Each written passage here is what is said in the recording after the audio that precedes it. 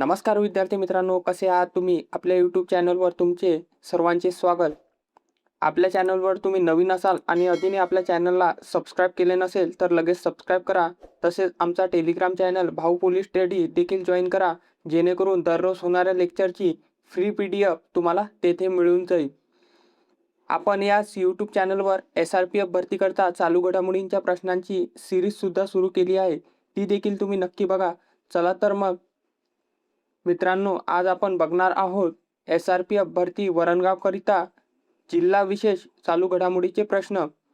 परीक्षेत प्रश्न वारंवार येतात, त्यामुळे या प्रश्नांचा सराव करणे खूप गरजेचे आहे आणि म्हणूनच आपण ही सिरीज सुरू केली आहे.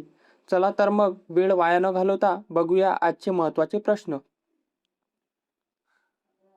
तर मित्रांनो, प्रश्न क्रमांक 1 आहे, वरणगाव येथील आयुध निर्माणीमध्ये प्रामुख्याने कशाचे उत्पादन होते?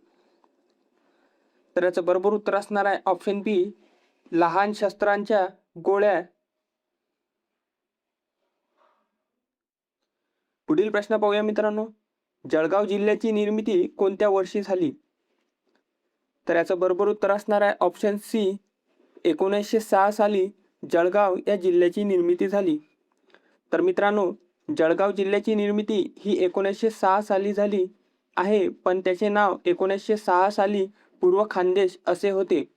तर मित्रांनो, जळगाव जिल्ह्याला जळगाव हे नाव महाराष्ट्र निर्मिती झाल्यानंतर म्हणजेच 1 मे 1960 रोजी देण्यात आले. तर मित्रांनो, जळगाव जिल्हा हा 1906 मध्ये खानदेशची विभागणी होऊन पूर्व खानदेश म्हणून स्वतंत्र जिल्हा बनला. पुढे 1 मे 1960 रोजी महाराष्ट्र राज्याची निर्मिती झाल्यानंतर या जिल्ह्याचे नाव जळगाव असे करण्यात आले. तर मित्रांनो, लक्षात असू द्या. पुढील प्रश्न पाहूया, जळगाव जिल्ह्यामध्ये एकूण किती तालुके आहेत? तर याचं बरोबर उत्तर असणार आहे ऑप्शन डी, 15 तालुके आहेत. पुढील प्रश्न पाहूया, जळगाव जिल्ह्याच्या उत्तरेस कोणती पर्वतरांग आहे? तर याचं बरोबर उत्तर असणार आहे ऑप्शन सी, सातपुडा पर्वतरांग आहे. पुढील प्रश्न पाहूया, जळगाव शहराचे जुने नाव काय होते? तर मित्रांनो, याचं बरोबर उत्तर असणार आहे ऑप्शन ए, रसिका. पुढील प्रश्न पाहूया, पूर्व खानदेश म्हणून कोणता जिल्हा ओळखला जातो? तर याचं बरोबर उत्तर असणार आहे ऑप्शन सी, जळगाव जिल्हा ओळखला जातो. पुढील प्रश्न पाहूया, अजिंठा लेणी जळगाव जिल्ह्याच्या कोणत्या तालुक्याजवळ आहे? तर याचं बरोबर उत्तर असणार आहे ऑप्शन ए, चाळीसगाव या तालुक्याजवळ आहे.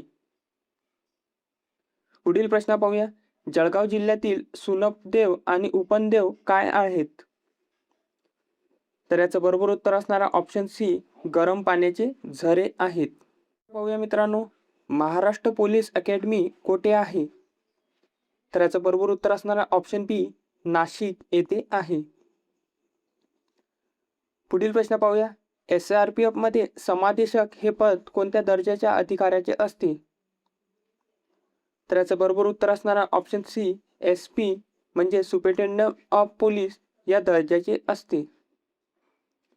पुढील प्रश्न पाहूया, SRPFच्या एका कंपनीमध्ये साधारणपणे किती प्लटून असतात? तर याचं बरोबर उत्तर असणार आहे ऑप्शन बी, 3 प्लटून असतात.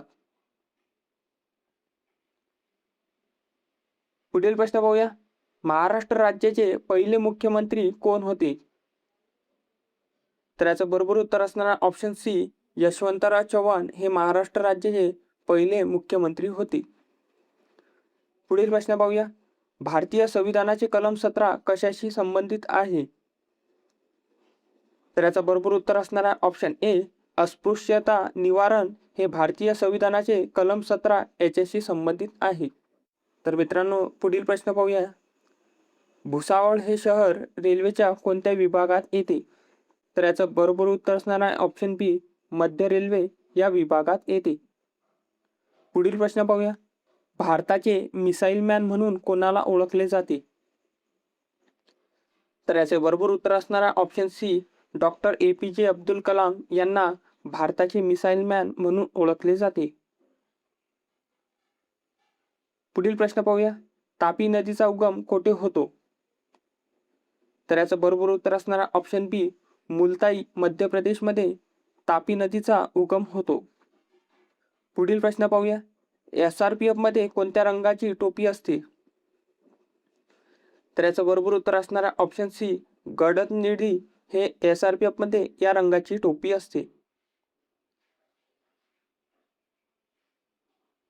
पुढील प्रश्न पाहूया. ग्रामपंचायतीचा सचिव कोण असतो?